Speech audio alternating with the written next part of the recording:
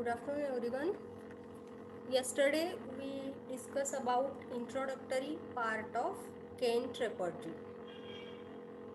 In introductory part, how Dr. Kent he converted towards homeopathy, how his wife when she was ill with homeopathic treatment, how she get cured, and so that he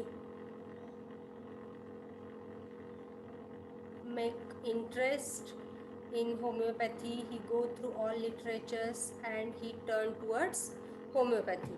Then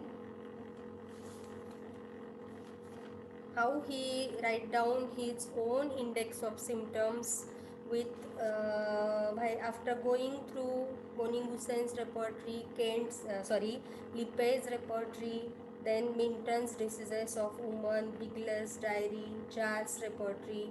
He go through all these literatures and then he write down his own index because he was not satisfied with all these works because of less number of rubrics, less number of medicines which are included in these previous work. Then his first index of symptoms or his repertory was published in 1897, which is having about 1428 pages, and he included 648 drugs and many rubrics in his repertory. In his repertory there are about 37 sections. Then how different editions they were published. His third edition was published in 1924 with help of Eberhard and Kahn. His fourth and fifth edition was published in 1935 and 1945 respectively with help of F. E. Gladwin, Dr. Pook and Dr. Clare Lewis Kent, as well as Dr. Perez Smith. Then sixth American edition, which was published in 1957.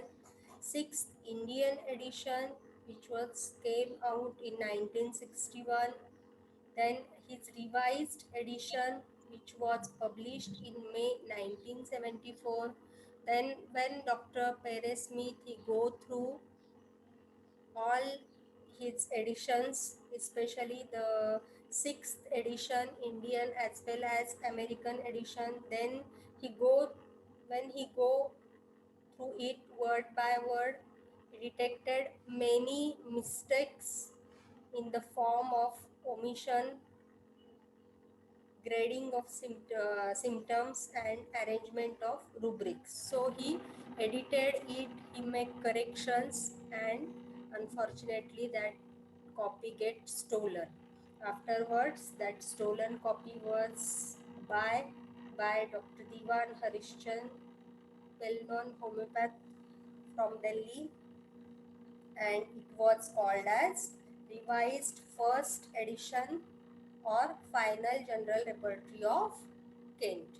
In this way, this is all history of Kent repertory. In this examinations, university fourth year examination in paper, repertory paper for 2015 batch, there is 20 mark question on Kent repertory, that is describe Kent repertory with its history, philosophical background, sources, plan and construction with its scope and limitations in detail. So yesterday we discussed about all history part of Kent's repertory, as well as contributions of Dr. Kent. Today we discuss about, in short, what is concept of Kent's concept of totality. In short, we discuss about philosophical background. We start with philosophical background of Kent repertory. So, what is Kent's concept of totality? Dr. Kent emphasized a detailed study of the expression of the whole person who is sick. He said that we should do a detailed study of the expression of the whole person, not his part, not his organ, what is sick, but we should consider the person as a whole. We should study the expressions of the whole person.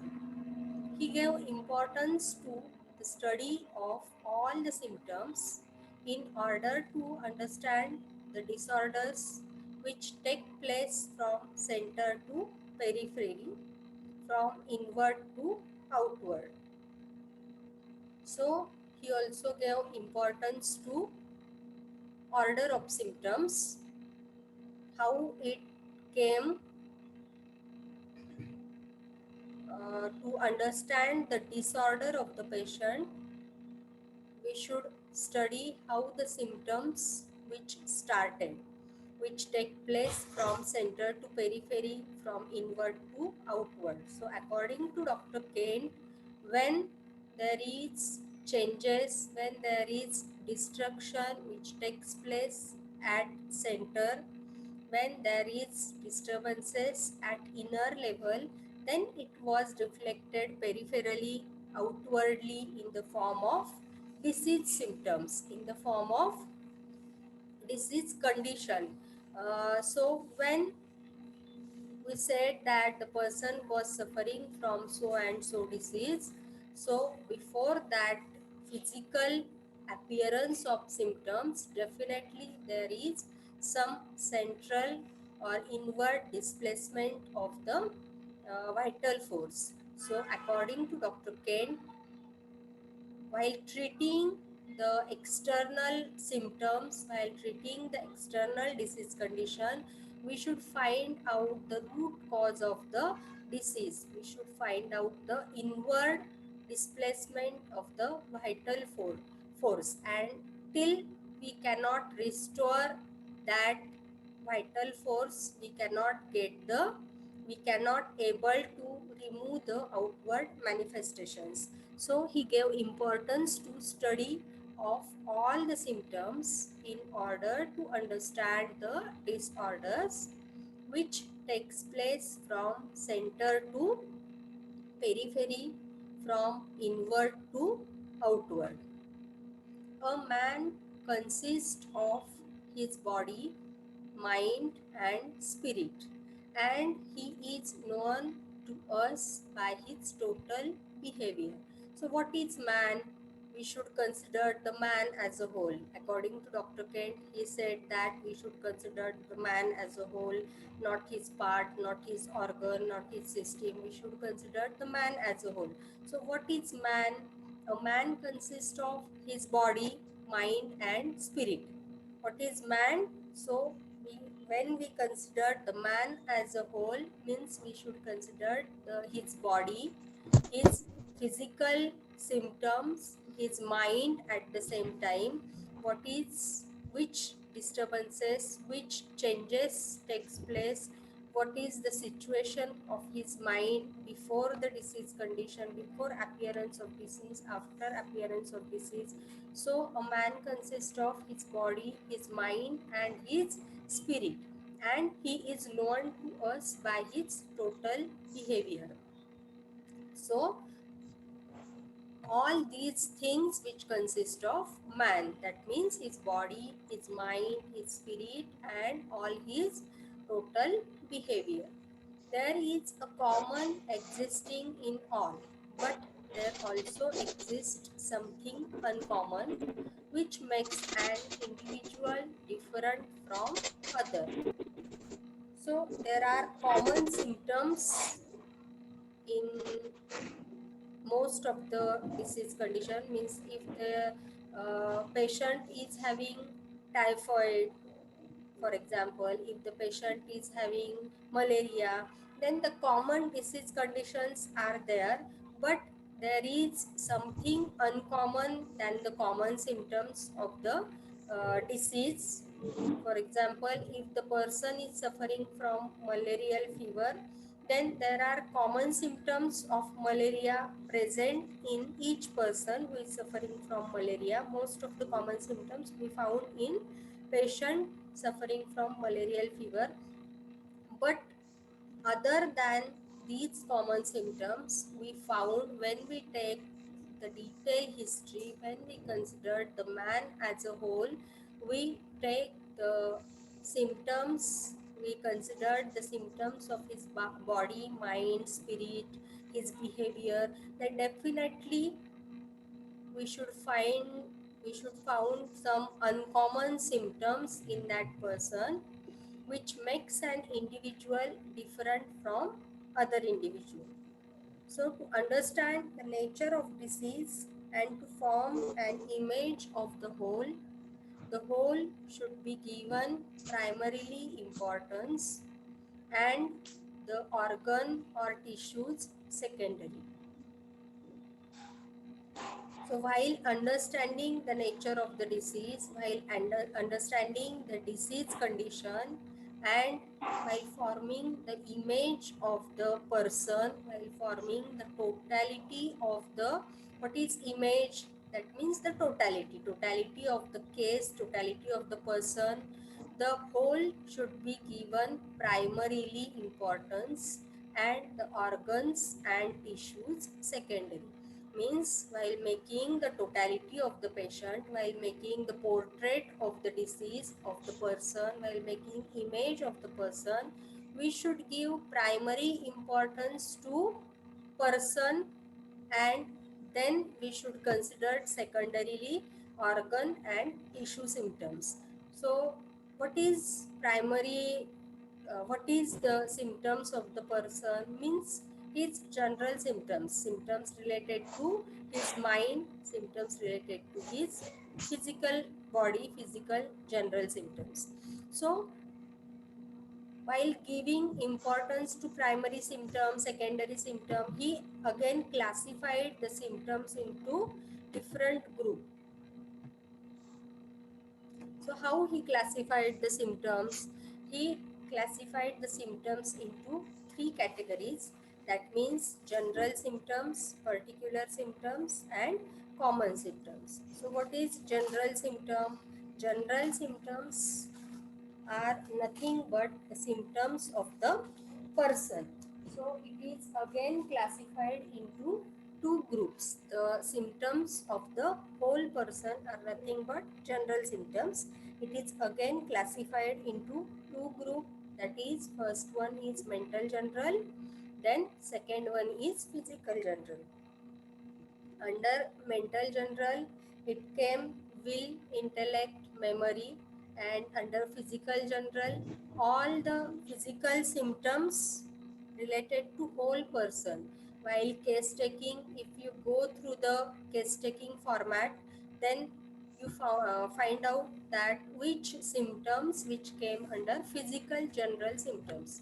So which symptoms included under or came under physical general?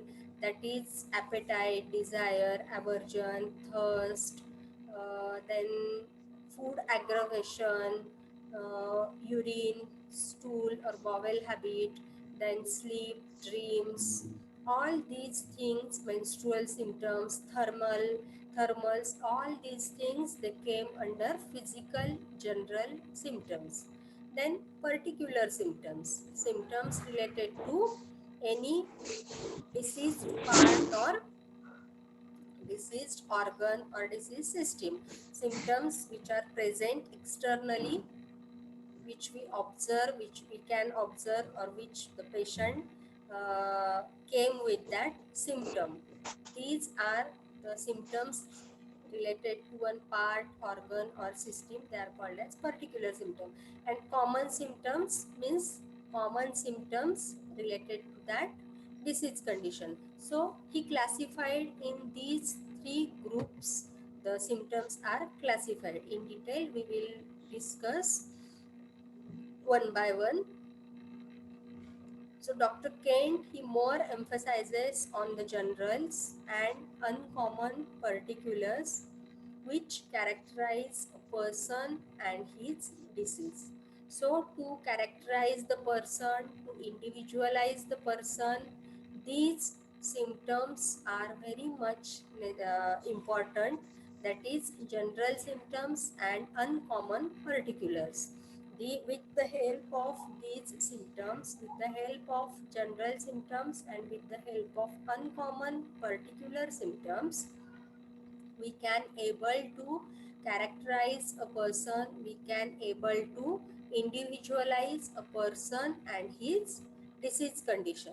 Then Kent's totality is erected by following the hierarchy given below.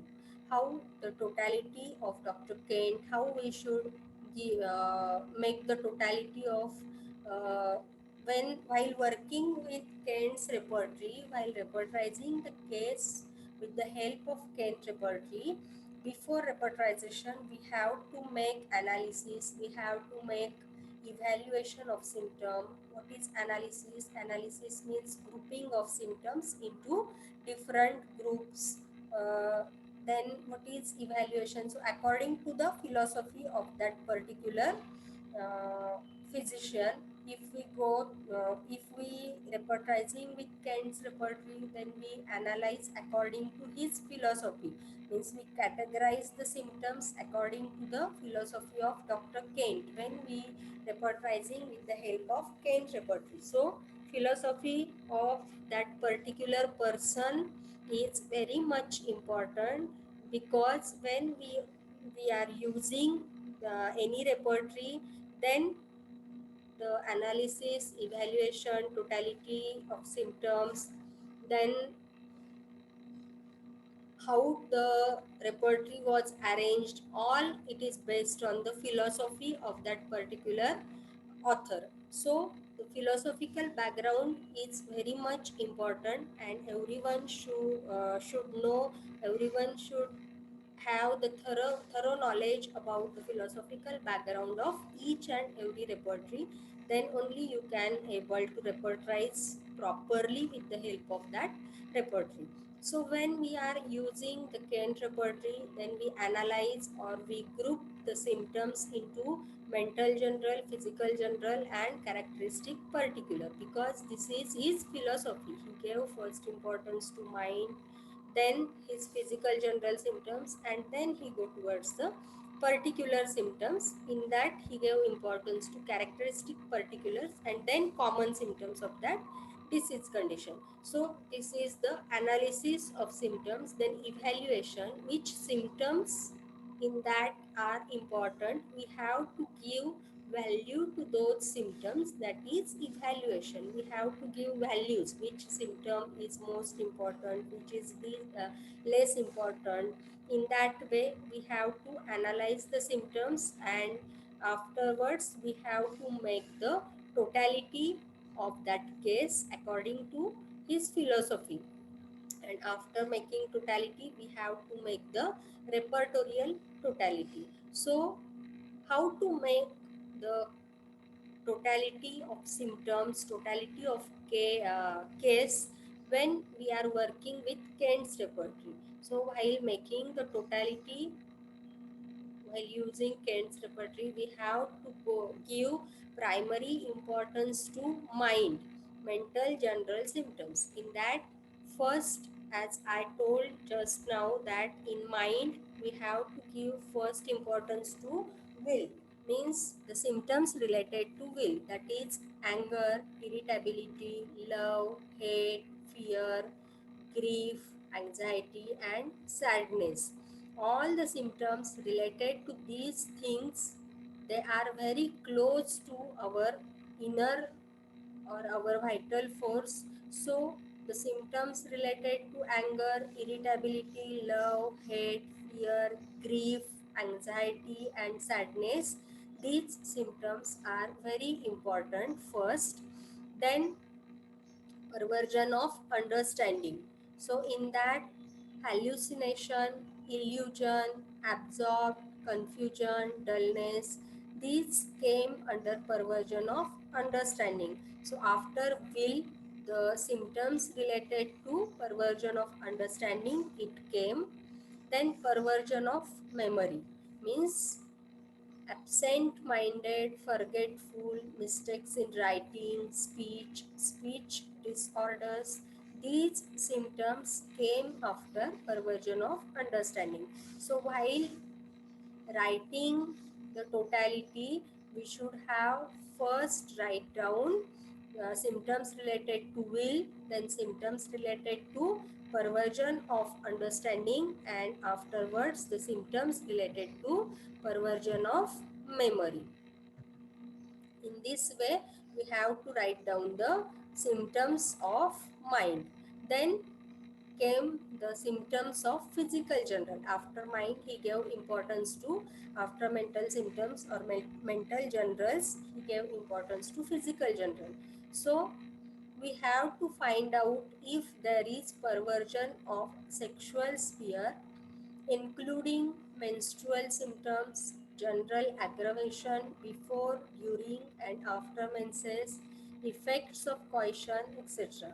So, these symptoms are very much important, because if there is first changes takes place at the level of mind, then we also found that the changes takes place at physical level, in that first menstrual symptoms or any changes in menstrual cycle, if there are any changes which occur, that means any aggravation before, during, and after menses, then effects of coition, if there is symptoms related to these things, then we should note down these symptoms, because they are very much important to find out the exact simillimum to complete our totality in proper way. Then symptoms pertaining to appetite, food desire and aversion, and thirst. After these symptoms, we should give importance to symptoms related to appetite, the desire for food, aversion for food, and thirst. If there are changes in the appetite, desire, aversion, and thirst, then these changes are also very much important.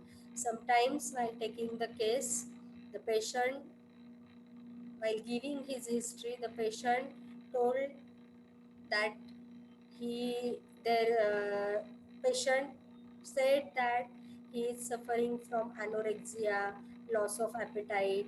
Then previously he likes sweets, but nowadays, since 2 years, there is aversion to sweet. Since childhood, he likes sweet too much. But since 2 years, what happened? I don't know. But I have aversion to sweets. Or sometimes patients said that in childhood, uh, I have thirst. There is no very little thirst. I occasionally take water, not means I cannot remember to drink water. I cannot have that much thirst, but nowadays my thirst get increased.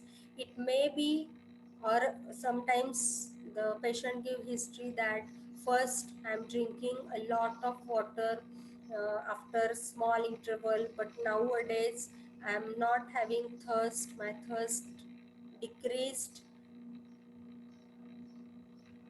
So that these symptoms, these changes at physical level, these are very much important according to homeopathic point of view.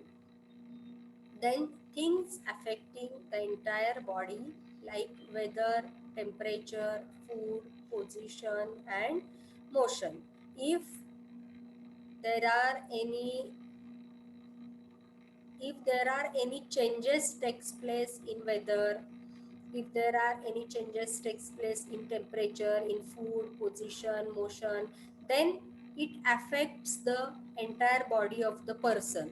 Then these symptoms are also important. And after changes in physical appetite, desire, aversion, thirst, after these symptoms we should note down the things affecting the entire body. So Sometimes the patient give history that when there are cloudy weathers, I'm suffering from suffocation, breathlessness, or sudden change of weather causes cough, cold, fever. So these are the important symptoms, and after changes in physical general symptoms, we should note down these symptoms while making the or forming the portrait of the disease, while making the totality of the person. Then symptoms of special senses. Symptoms of special senses. Uh, any symptoms related to special senses, then we should consider these symptoms after the things affecting the entire body. Then these are all related to physical general symptoms. Then after mental general, physical general, it comes the particular symptoms, means the symptoms related to parts, that is characteristic symptoms. So the symptoms that cannot be explained, symptoms with clear modalities. What are characteristics, particulars? After mental general, physical general, he gave importance to characteristic particulars. So which symptoms? We said that these symptoms are characteristic particulars, means the symptoms that cannot be explained, as well as symptoms with clear modalities. These are some symptoms which give us the exact clue to find out the similimum. So the symptoms which are having the clear modalities, then the symptoms that cannot be explained properly by the patient, these symptoms are nothing but the characteristic symptoms of the person, and these symptoms are we should consider after physical general symptoms. So this is the concept about the classification of symptoms by Dr. Hahnemann, Dr. Kent. Then Dr. Kent, he was not satisfied with the utility of the repertories available in his time. He found that the logic of the homeopathic system of medicine was not properly followed in finding out a similimum. In repertories, they gave importance to parts of body or organs. While going through all the repertories, as in history, we already discussed that he was not satisfied with the utility of the repertories, with the number of rubrics, number of medicines which are used in that repertory, as well as these repertories, they give importance to parts of the body and organ. They cannot give importance to person, man as a whole. They cannot give importance to principles of homeopathy. But according to disease condition, according to physical illness, they help us to find out the similimum. And Dr. Kent, he was not satisfied at all about all these things, because the principles of homeopathy are we should restore the vital force which was get diseased. So according to the repertories which are present before his time, he think that, or he found that the logic or the principles of homeopathic system of medicine which are not properly followed while writing down these indexes, and so we cannot reach towards the proper similimum. According to him, man is prior to organs. As we discussed in the previous slides, that Man is prior to organs. He gave importance to man. So what is man? Man is nothing but will, understanding, memory, his physical generals. So the man is the will and understanding, and the house which he lives in is his body. So the body is nothing but a house in which the man lives. Our body is not man, but it is only physical appearance of the man. So man is nothing but will and understanding. Kant repertory is based on philosophy of deductive logic, that is from general to particular. What is deductive logic? Deductive logic means he go from general to particulars. He first gave importance to general symptoms and then he go towards the particular symptoms. In general symptoms, he first gave importance to mental generals, then he gave importance to physical generals, and then he go towards the particular symptoms. So he followed the philosophy of deductive logic, that is from general to particular.